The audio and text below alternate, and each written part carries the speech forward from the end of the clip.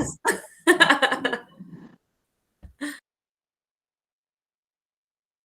Sí, avísenme si voy rápido, porque para eso están, ¿no? Digamos, no, si voy rápido, me paran y volvemos, o sea, no vale. Vamos a volver un poco. Yo les decía, para que quede guardado en el video, así después las compañeras que no estuvieron, los compañeros también tienen la posibilidad de recurrir, y ustedes también al video como elemento, como material. Les decía que el neoliberalismo tiene un par de principios básicos que son muy importantes. Entre estos principios podríamos nombrar lo que es la concepción de que el Estado tiene que ser lo mínimo posible. Mínimo. Es decir, un Estado que no tiene bajo su amparo ni empresa ni formas de regulación social, como pueden ser, por ejemplo, las jubilaciones, ¿sí?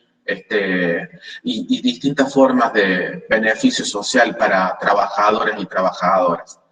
Por otro lado, tampoco puede tener empresas ni servicios bajo su bandera. Por ejemplo, ya lo vamos a ver mejor. Otro de los principios del neoliberalismo es la desregulación del mercado. Es decir, el mercado se autorregula. El Estado no puede intervenir en el libre juego de la oferta y la demanda del mercado.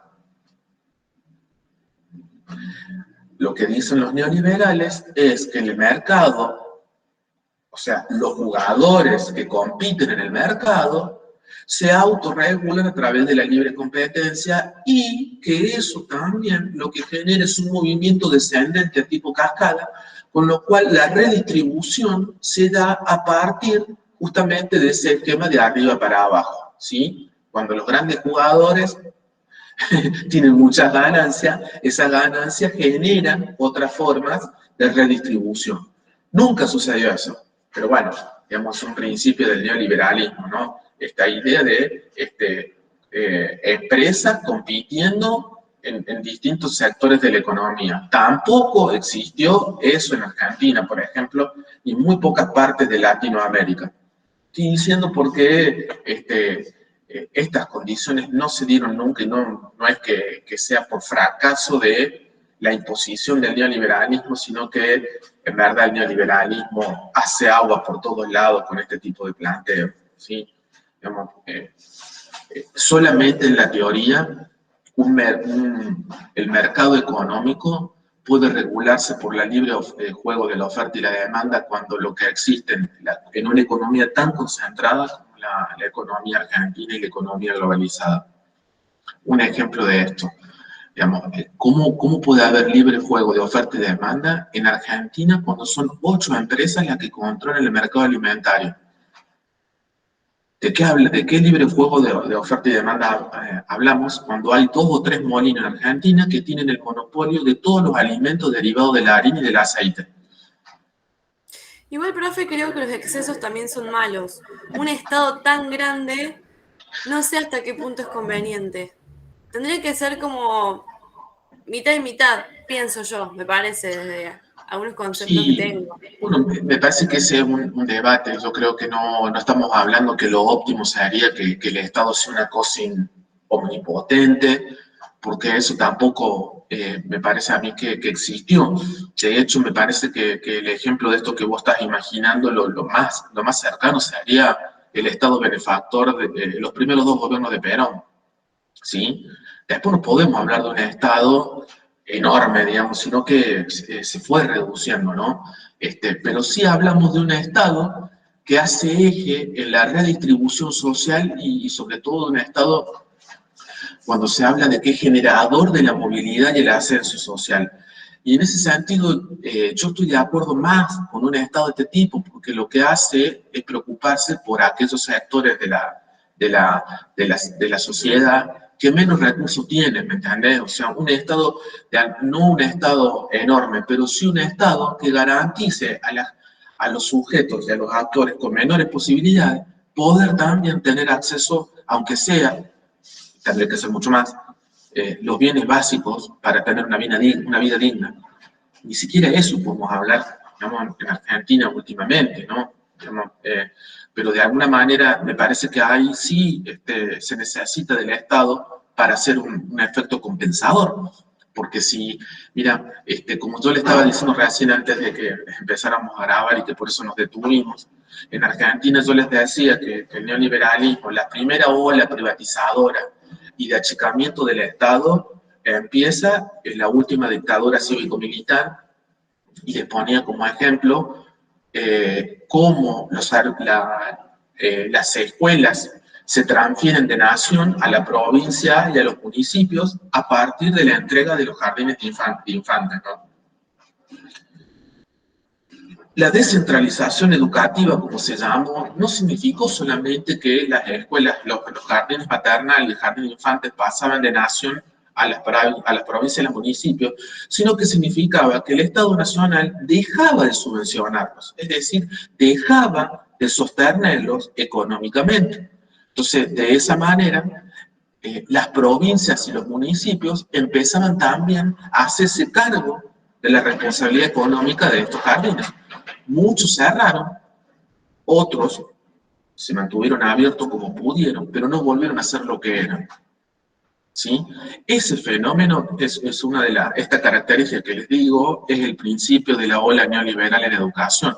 Ese proceso de descentralización, de transferencia de los servicios educativos, como se llamó, se complementó en el gobierno de Carlos Saúl Menem, donde se transfirieron las escuelas primarias y secundarias a todas las provincias y municipios de Argentina.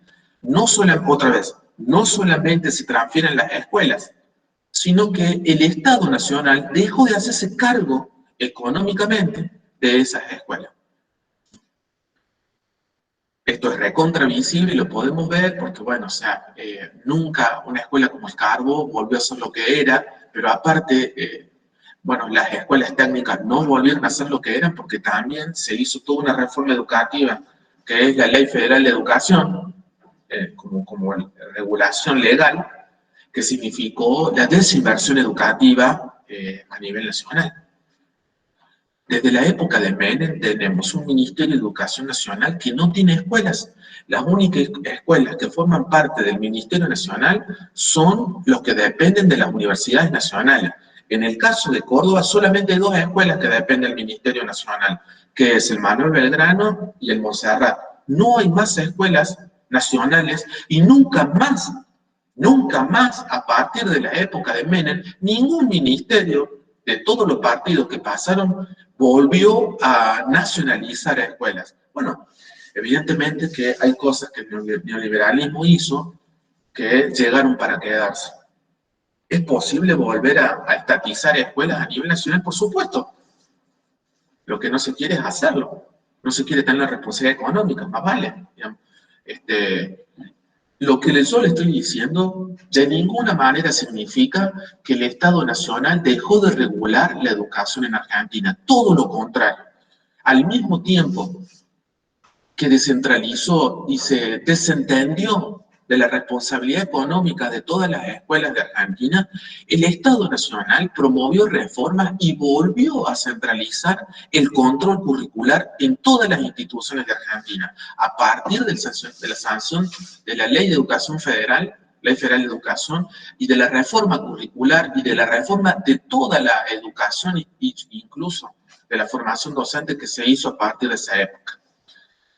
La reforma curricular de la década de los 90 en Argentina se dejó plasmada en un documento que se llaman los CBC, los contenidos básicos comunes. Hasta ese entonces, el Estado Nacional Argentino no tenía definido una política curricular para todo el sistema educativo. Es la primera vez que se hace una reforma curricular que intenta intervenir directamente en la práctica de todas las escuelas de Argentina. Fíjense, volvamos a repasar los principios del neoliberalismo. No regulación estatal, no intervención del Estado en los asuntos de la economía. ¿Qué pasó en educación? No intervino más económicamente, pero sí intervino, o sea, pedagógica y políticamente. Ahí empiezan a ver las contradicciones que tiene justamente este modelo neoliberal, digamos, ¿no? O sea, cómo en verdad termina siendo hasta cierto punto un Estado que se desentiende de determinadas cosas, pero nunca dejó de regular y de controlar, por ejemplo, los sistemas educativos nacionales. Como tampoco dejó de regular las privatizaciones. En Argentina, en la época de Menem, donde se hicieron, donde el Estado verdaderamente remató todas las empresas y servicios que tenía a cargo, entre ellas la empresa de los trenes, la aviación, el petróleo, el gas, los teléfonos, la luz, el agua potable. O sea, estamos hablando de todas cosas que hoy para nosotros parecieran normales de que fueran privatizadas. No, no es así. Pero bueno, en esa época, en la época de Carlos Menem, hubo toda una construcción cultural para que la gente pensara que todo lo que el Estado hacía era feo, era malo, y que lo privado era mejor. Les recomiendo, tienen ahí en el aula virtual, pero les recomiendo seriamente que vean un documental, si no lo han visto, que se llama Memorias del Saqueo, de Pino Solana, que lamentablemente murió de coronavirus, una de las pérdidas que tenemos, un gran político, pero sobre todo un gran director de cine. Pino Solana hizo un documental que se llama Memorias del Saqueo, donde cuenta todo lo que significó la época de Menem y de la Rúa en Argentina. Vean ahí para... Sí. Incluso los peajes también fueron de... Porque yo ahora me vine a vivir a La Pampa y acá no hay peajes, pero allá en Córdoba sí.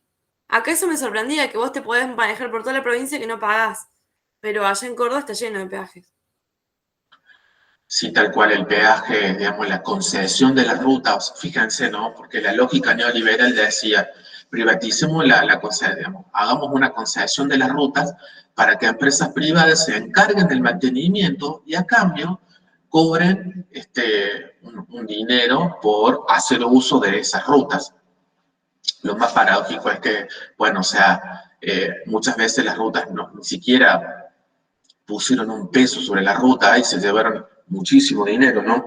En Córdoba jamás se pudo avanzar con lo que significa el peaje, es un gran negocio y está en manos, dicen, de quién es el gobernador actual. Dicen, no voy a, pero es así, digamos, pero no quiero, digamos, que esto me... Pero es un negocio que está en manos de los mismos políticos, ¿no? Entonces, bueno, eso también tiene que ver con una característica inherente al neoliberalismo. El neoliberalismo en sí mismo es corrupción, digamos, ¿no?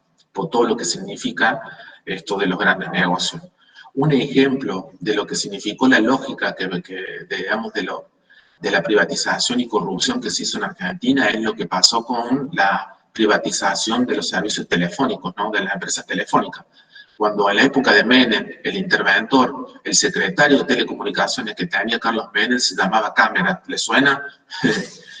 Cámara hizo toda una forma, privatizó los servicios de teléfono, dividiendo el país en dos.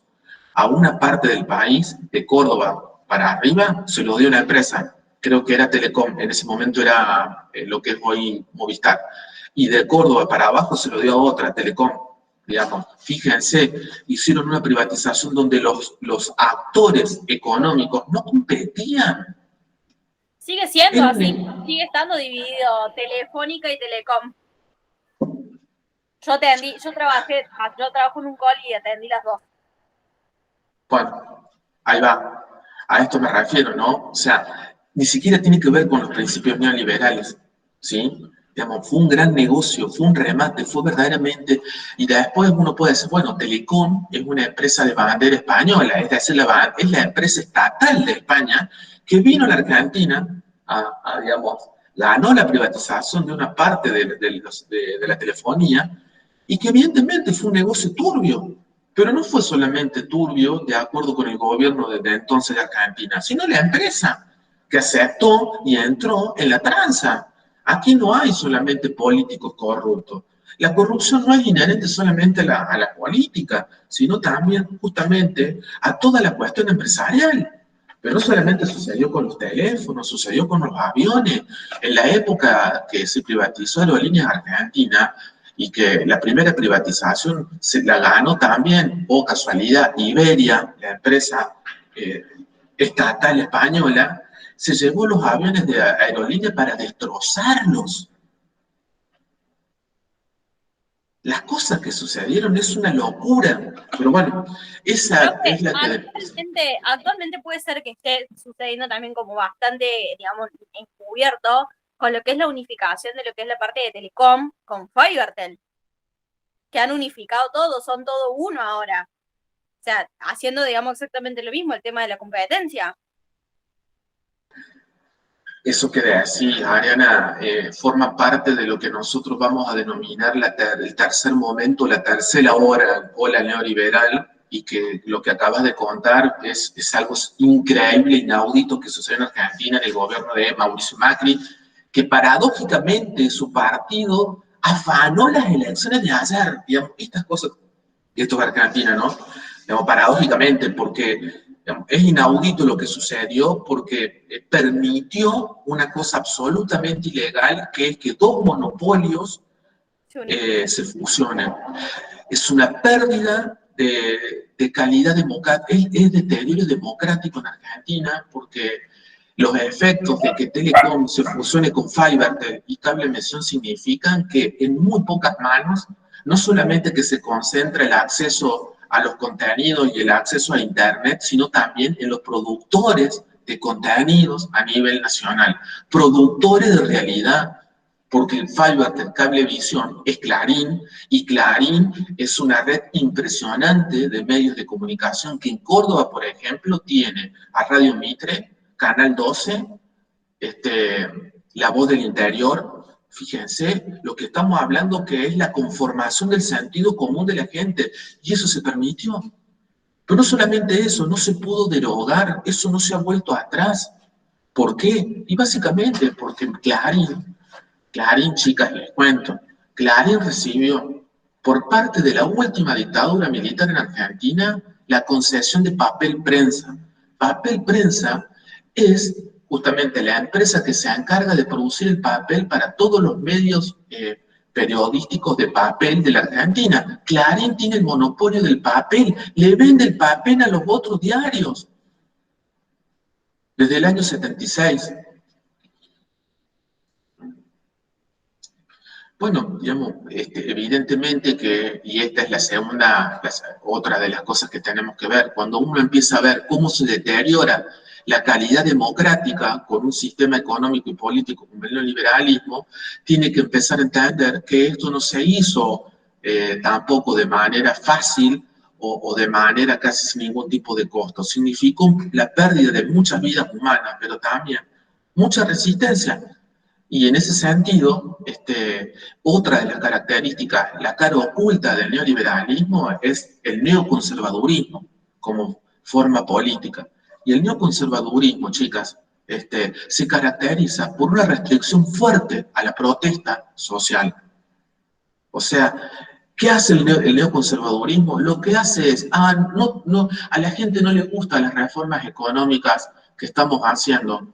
Por eso sale la calle a protestar. ¿Qué hacemos? Le metamos palo, para decirlo en términos mucho más de sentido común. El neoconservadurismo lo que hace justamente es eso, es el control, la regulación de la protesta social.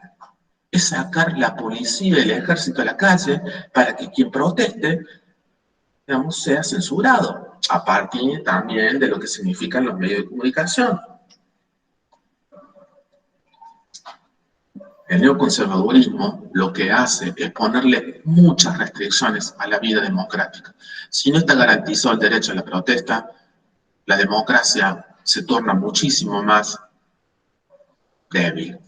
Eso sucedió también en la época de Menem y de la Rúa. Sabemos, no sé si se acuerdan, pero en el 2001 de la Rúa terminó yéndose en helicóptero, pero nos dejó muchos muertos, mucha sangre, mucho dolor de todo lo que significó ese tiempo histórico para nosotros, que es nuestro pasado reciente, ¿no?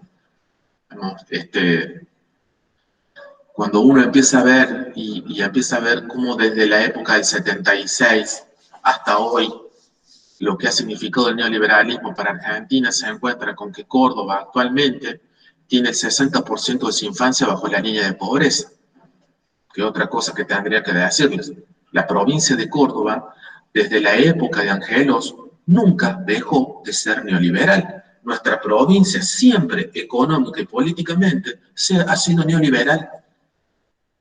Les puedo recordar cómo en el primer gobierno de la Sota privatizó todo el Estado y dejó de llamarlos ministerios para pasar a llamarlos agencias.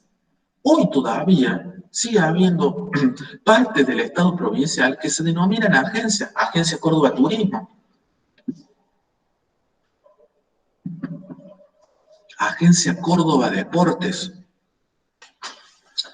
Usted me podría decir, bueno, pero eso no tiene nada de malo. No, más vale, pero sí hay que aclarar que cuando la denominación de agencia significa que la forma de recibir dinero, de subvencionarse esa agencia, no está clara, porque es ya un negocio privado. No sabemos de dónde viene el dinero. Business are business, ¿no? Negocios son negocios, chicas. Y eso también tiene que ver con esto que estamos diciendo, ¿no? Cómo al llamarlo agencias cambia la forma de financiamiento. Y el financiamiento ya no es, ni siquiera está públicamente disponible. Todo esto hace a lo que yo les digo. Entonces, en la primera ola que hablamos, o la segunda en todo caso, que tiene que ver con la época de Carlos Menem, la segunda ola. La tercera ola neoliberal coincide con la llegada de Juntos por el Cambio a la última presidencia de Argentina. Esa es la tercera ola neoliberal, donde van a variar por algunas cuestiones, ¿no? La primera ola neoliberal es con la última dictadura cívico-militar en Argentina, para que las vean temporalmente. Una primera ola a partir del año 76, y uno podría decir con una pequeña intermitencia con el gobierno de Raúl Alfonsín, 1983. Alfonsín termina yéndose antes de su gobierno por toda la crisis económica y política del país, la devaluación, enorme devaluación, hiperinflación, bueno, problemas económicos muy grosos. El triunfo y el ascenso de Carlos Saúl Menem a la presidencia argentina marca la segunda ola, el segundo momento neoliberal en Argentina y el momento más fuertemente neoliberal, que llega hasta cuando de la Rúa termina yéndose en el helicóptero, es decir, hasta el 2001. Después hay un par de periodos donde gobierna el kirchnerismo y por muchos motivos y cuestiones, como por ejemplo las condiciones en las que estaba Argentina y por cuestiones económicas, hacen que sea un periodo de que un Estado mucho más interventor y más favorable a los sectores postergados, con lo cual uno no podría hablar de un neoliberalismo como hablaba en la época de Menem, ¿no es cierto? Y ese periodo de un Estado mucho más fuerte, con más fuerte intervención, culmina con la llegada de Macri a la presidencia, donde se instala nuevamente una nueva ola neoliberal. Ustedes me preguntan, ¿esa tercera ola se fue? Y yo diría que no. Por más de que haya cambiado la presidencia y por más de que tengamos, en todo caso, un partido político que dice que no es neoliberal, de todos modos, estamos en una situación recontra compleja, ¿no? Pero esto es para que entiendan más o menos la lógica histórica también y temporal, la línea temporal en la cual estamos hablando. Cuando yo les hablo de un Estado neoliberal y neoconservador, un modelo neoliberal y neoconservador, me estaba refiriendo fuertemente a la época del gobierno de Menem, es decir, a la década de 1990. Ustedes tienen un texto que está ahí en los archivos, en la sección de archivos del aula virtual, que es el texto de, ya les digo, Luis Rigal, ¿sí? El texto de Luis Rigal, sí. ¿Cómo es, profe? ¿El texto de qué?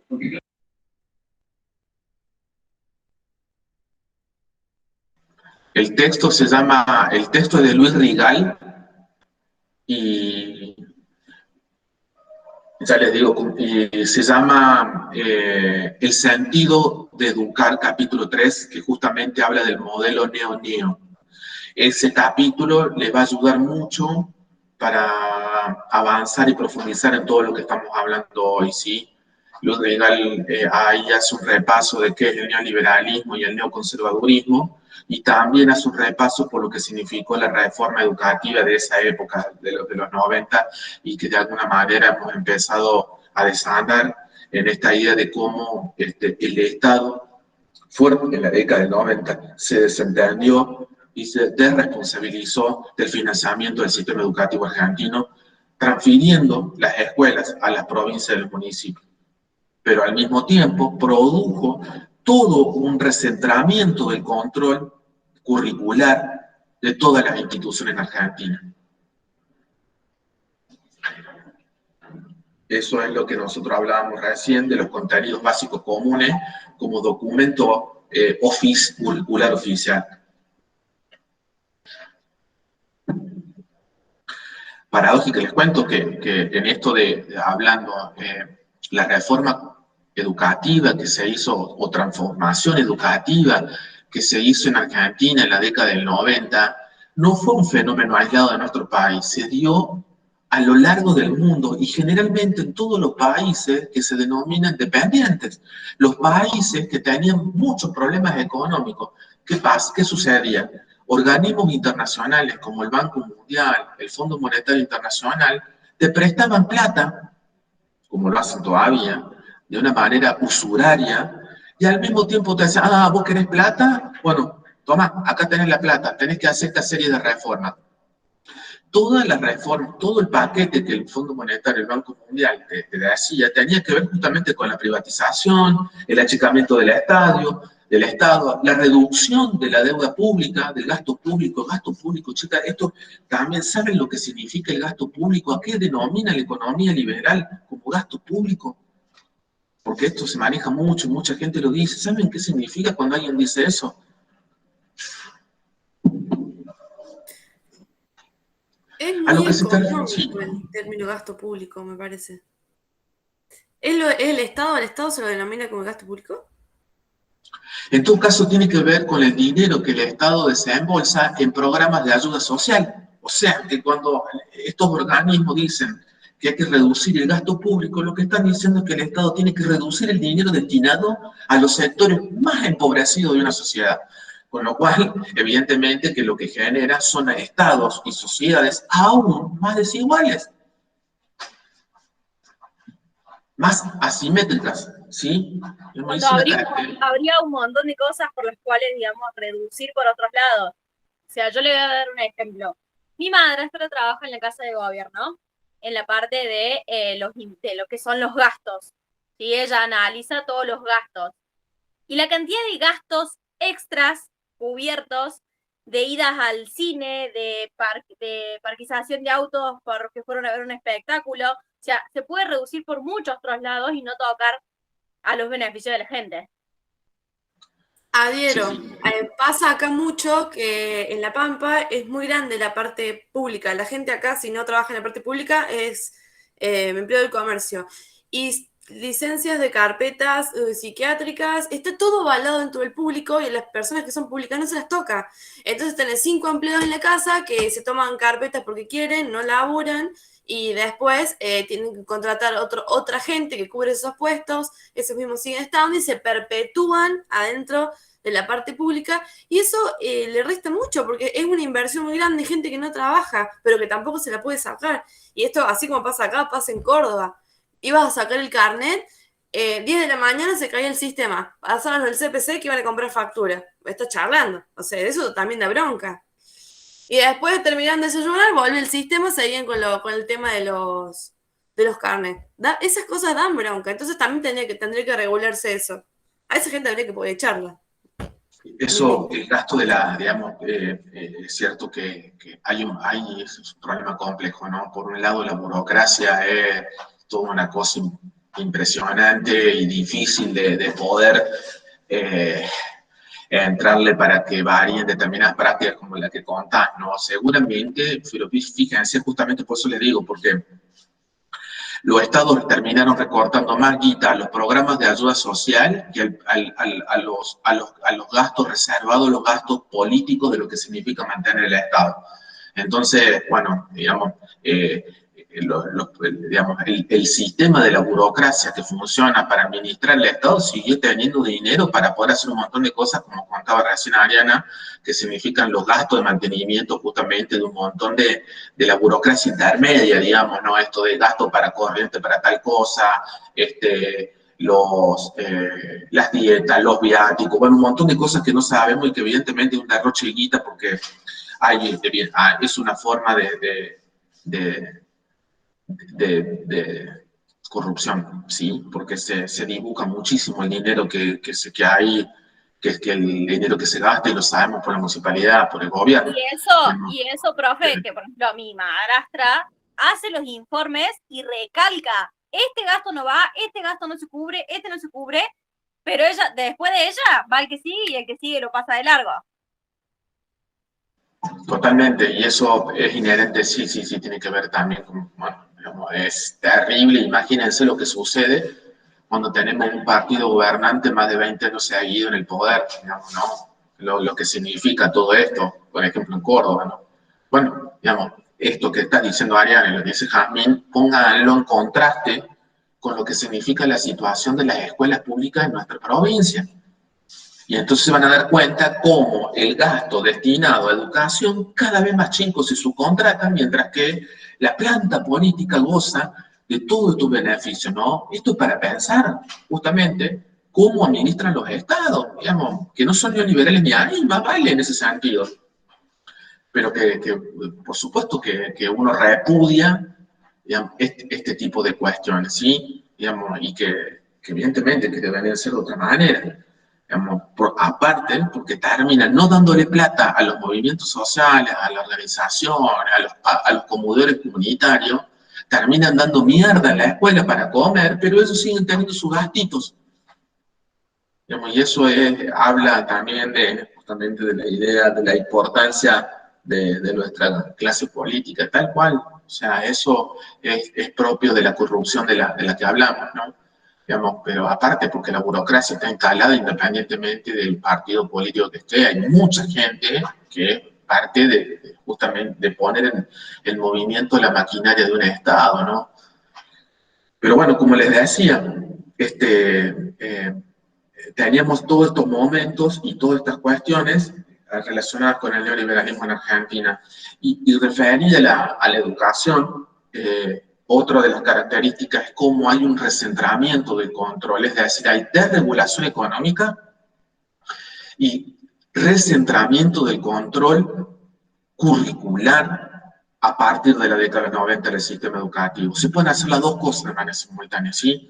Bueno, eso es importante también para poder comprender lo que sucedió y cómo hubo toda una movida de valorizar y de, miren, desde la reforma neoliberal de los 90, el discurso para transformar la educación siempre ha sido el mismo. La escuela está desfasada, la escuela no sirve, así como la tenemos ya no responde a esto. ¿Qué sucedió? 3 reformas de aquella época hasta hoy.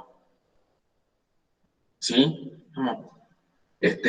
Tenemos escuelas cada vez más pobres. El ejemplo más claro es nuestra institución. El Estado provincial, el gobierno de Córdoba nos dijo que no hay un mango para hacer nuestro edificio que está abandonado y que ha sido hasta vandalizado.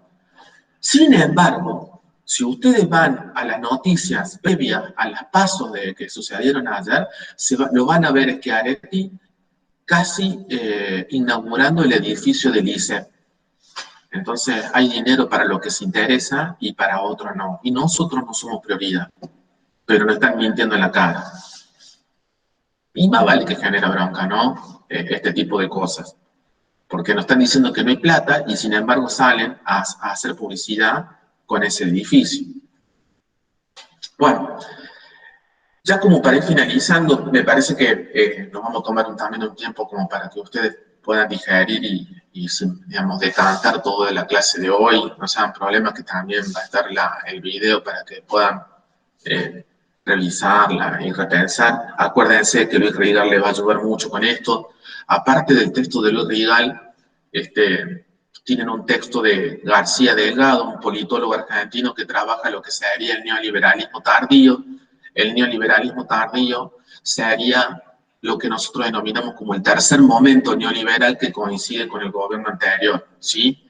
Y después tienen dos textos de pedagogos de Europa que hablan de la reforma educativa que no fue justamente en el gobierno de Macri, que no terminó siendo, pero que íbamos camino a esa reforma. Sobre todo con este discurso que ha quedado instalado en Córdoba, que tiene que ver con el discurso de las capacidades en el aprendizaje y la enseñanza. Quiero que veamos finalmente, como para ir cerrando, este pequeñísimo video que dura menos de un minuto, pero que fíjense lo que significa pensar la educación desde un punto de vista meritocrático, de un punto de vista, a ver, no es lo mismo mérito que meritocracia, sí, pero esto de cómo se puede empezar a construir un sentido común y legitimar que la responsabilidad de cumplir, de llegar o no cumplir una meta es una responsabilidad individual y no tiene nada que ver con lo social.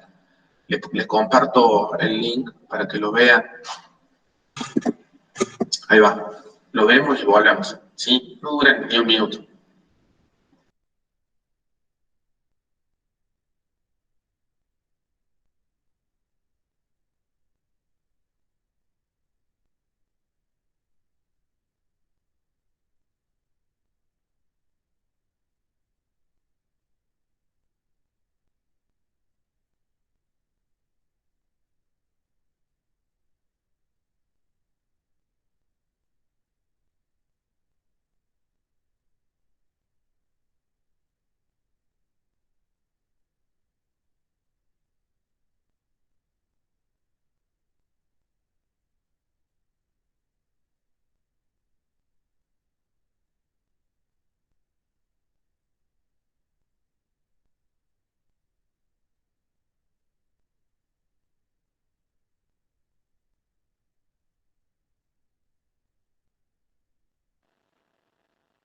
Listo, pues.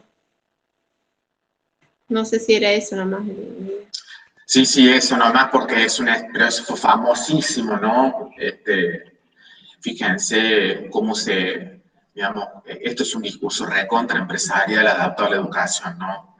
Es decir, para la mayoría de los argentinos y las argentinas, para la mayoría de los niños y las niñas argentinas, lo que el sistema educativo tenía que brindarle era aceptar mansamente de que no sabían si iban a poder tener un trabajo digno y un trabajo estable durante mucha época de su vida. No lo dice abiertamente, habla de la incertidumbre, pero evidentemente que lo que está hablando es que muchos de los niños y niñas que empezaban a formarse a partir de esa época iban a terminar no teniendo un trabajo estable. ¡Qué genial! Claro, porque o sea, ¿saben quién es Marco Galperín? No. Sí, dueño de Mercado Libre. Que dicho sea de paso, chicas, se fue de la Argentina porque no quería pagar impuestos a Uruguay.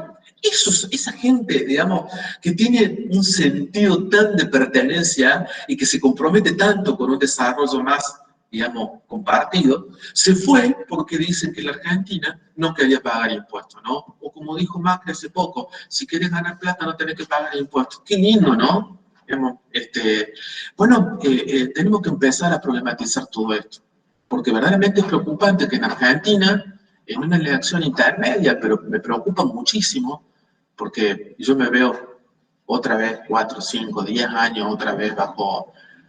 la pasamos muy mal los docentes en los últimos 4 años. Nuestro sueldo se devaluó un 30%, chicas, en los últimos 4 años. Hemos perdido muchísimo. Yo hablo como docente, es mi trabajo, pero la mayoría de las trabajadoras y los trabajadores la pasó muy mal. Y la gente acaba de decir que la opción que se va a venir es la misma. Estamos muy mal. Nos encanta que nos azoten. Digamos, si no, tenemos que empezar a generar alternativas para que esto, digamos, tenemos que vivir mejor. Pero vivir mejor significa que la gente la pase mejor. Y en este momento nuestros sueldos están por el piso, pero no solamente eso, hemos sostenido este sistema educativo durante más de 1 año y medio sobre nuestra espalda, no nos han reconocido todo el trabajo que hemos hecho. Ustedes saben muy bien, deben tener a alguien en su familia que significa ser maestra o maestro en este momento en las escuelas primarias de Córdoba, la sobreexigencia, el sobretrabajo, la sobreexplotación. Ni siquiera les permitieron festejar el Día del Maestro o la Maestra el viernes en las escuelas porque había que seguir enseñando. Eso está sucediendo hoy.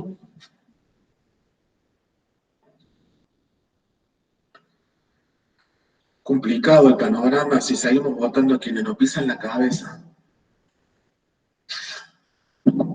Pero bueno, digo, esto tiene que ver con nuestra historia reciente. Nos sirve para poder también refrescar la memoria.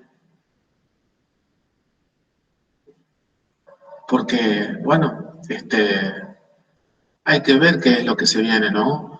Pero más allá de eso, fíjense cómo el neoliberalismo ha provocado una sociedad altamente fragmentada, asimétrica, con muchos problemas que son problemas profundos en términos, por ejemplo, de lo que significa la generación de trabajo, en términos de cosas básicas como lo que significa el acceso a una vivienda digna,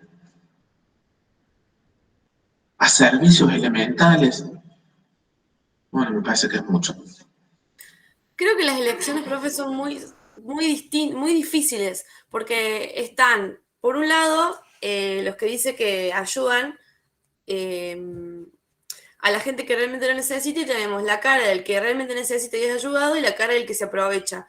Entonces, gente que trabaja para, que por ahí es lo que se escucha, ¿no? Para quien se aprovecha y se conocen. Hay muchas veces que se dice, no, si con esa plata no se lo ayuda. Hay mucha gente que vive de todos esos subsidios y no trabaja. Y conozco gente así, yo también. Y por otro lado, también tenés el liberalismo que usted está diciendo, está mencionando, que es entonces muy complejo decir, ¿qué voto? ¿Para qué lado me inclino?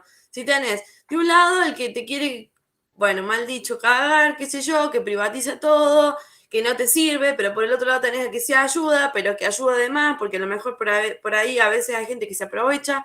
Entonces uno no sabe para dónde disparar cuando hay elecciones, no sabe.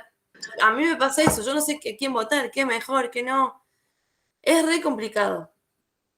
Seguramente tenemos modelos que están muy desequilibrados, digamos, ¿no? Bueno, a mí me parece que la ayuda social, después de lo que significó el diluvio neoliberal de la época de Menem, un programa de asistencia era necesario, porque recomponer el aparato productivo de un país destrozado como el nuestro ni siquiera es una tarea que podamos hacer autónomamente, tiene que ver también en un contexto mundial que es la globalización. O sea, no se puede, los países no se pueden pensar autónomamente. Un gobierno no puede decidir unilateralmente generar empleo en un país como el nuestro, donde está dominado por una economía muy concentrada. Es muy difícil, digamos, pero más allá de esa cuestión, también es cierto que la política preventista de la ayuda social hace a la politicaría, que más vale que estamos en desacuerdo con eso, ¿no? Pero lo que no se puede permitir, me parece a mí, es seguir generando sociedades tan desiguales como la nuestra, o sea, porque eso no, son fenómenos que demoran 30, 40, 50 años en curarse. Y en ese sentido también hay que pensar la educación en esas coordenadas, o sea, tenemos un problema educativo enorme porque han fracasado todas las reformas que solamente lo que han querido es terminar poniendo menos plata, ¿no? Tenemos mucho por delante, creo que hay que pensar eso, no solamente esto que dije tiene que ver con las últimas, estas elecciones intermedias también han marcado el fracaso de las opciones de izquierda para sumar votos de gente que está en situaciones que no sabe quién votar y que está descontento con lo que sucede. Y en ese sentido también, y preocupante, es que personajes como Milei estén inflados por los medios de comunicación, pero que han tenido una aceptación preocupante y que son partidos políticos que rozan lo democrático, no son democráticos, construyen en la base del odio, en la base de la discriminación, y eso es muy, muy preocupante para el sistema democrático de nuestro país. es un fenómeno mundial, más vale, pero la explosión de los partidos fascistas, ultraderechistas, es una cosa que hay que empezar a tomársela más seriamente. Y Milei representa eso. Milei, López Murphy, hay muchos, no solamente eso, ¿no? Pero Milei porque sacó el 13% en la Ciudad Autónoma de Buenos Aires. 13% de la gente de la Ciudad Autónoma de Buenos Aires votó a Milei. Que Milei sea una opción para mucha gente, verdaderamente, porque tenemos que hacer una tarea educativa de enseñarle a pensar a la gente. Para no tener un Bolsonaro en menos de un par de años. Y eso es nuestra tarea.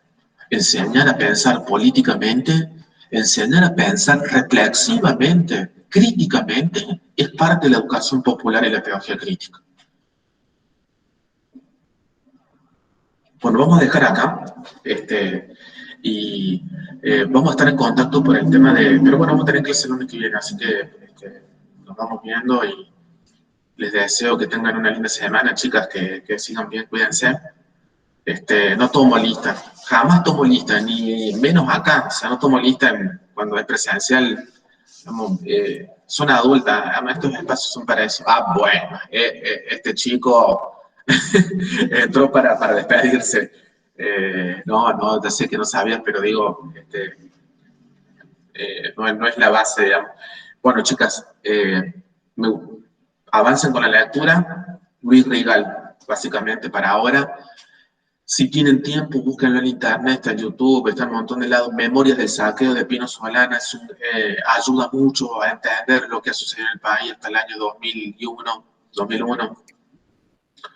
Y también, o si no, los videos de Argentina, siglo XX, historia de un país, también está muy interesante. Hay 2 videos de 30 minutos más o menos que hablan del neoliberalismo en Argentina.